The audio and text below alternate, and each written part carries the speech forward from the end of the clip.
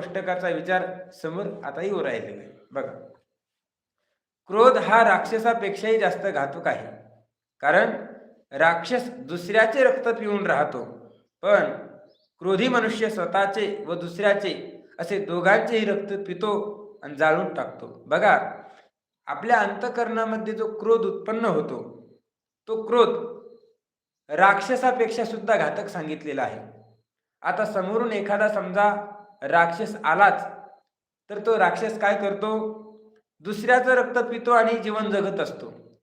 परंतु अंतःकरणामध्ये असणारा जो क्रोधरूपी राक्षस आहे, तो मात्र स्वतःचंही रक्त पितो आणि दुसऱ्याचं सुद्धा रक्त पितो आणि दोघांना सुद्धा तो क्रोध काय करत असतो? त्रास देत असतो.